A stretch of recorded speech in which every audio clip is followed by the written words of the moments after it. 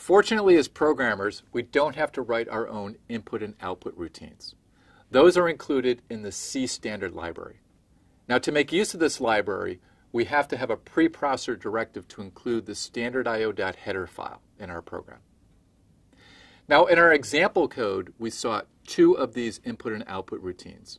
One was printf, and the other was scanf. And this is what we had for our printf. We had printf, we had in quotes, we had %d \n, and then we had this counter. So what does this mean? Well, the string contains the characters that we want to display to the standard output. Now that could be, for instance, the screen in your smartphone. And it also includes formatting directives for the variables. And the variable is the counter that we have in that parentheses.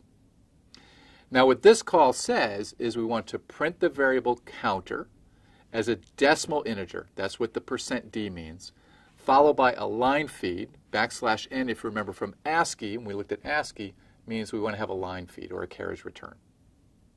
Now let's look at the scanf statement that we had. This has in quotes, again, %d, and it has an ampersand and start point. Now the ampersand refers to a pointer. We're going to have time to talk about pointers, but you can think of this as pointing to the address of start point. Now the string also contains the formatting directions for the input. So we're getting something from standard input, which could be, for instance, a keyboard. And what this call says is we want to read the decimal integer, we have %d again, and assign it to the variable start point. Let's talk a little more about output, about this printf routine. Now, we can print arbitrary expressions, not just variables. So let's look at this statement. Here we're actually doing a subtraction of two variables within the printf statement.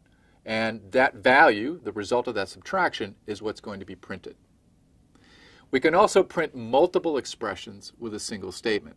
So let's look at this statement where we have %d space %d \n.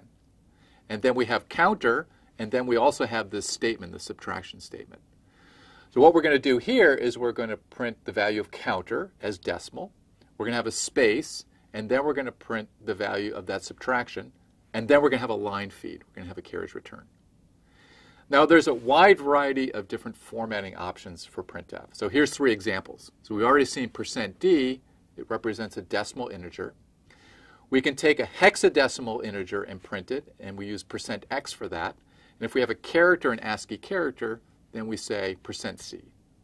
Let's look at specific examples of printf. Let's look at this code. We have 4 printf statements.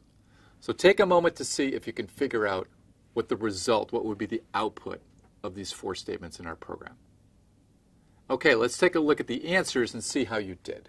In the first statement, we have %d. So we're taking the value 43 and represent it as a decimal value. So we would substitute that, and this would be the result of our printf. Because of \n in the first statement, then the next statement is going to start at the beginning of the next line. In the second statement, we're going to print the result of the addition in place of %d.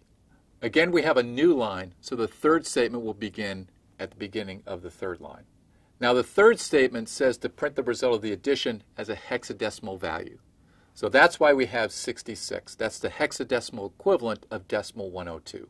In the fourth statement, we want to represent the result as a character.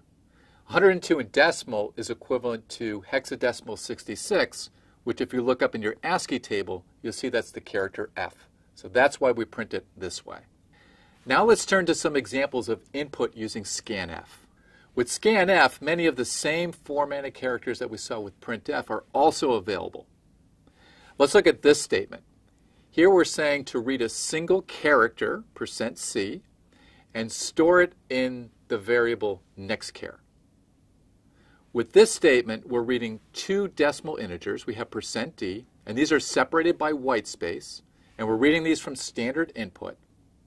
And now we store the first one in the variable length, and the second one as the variable width.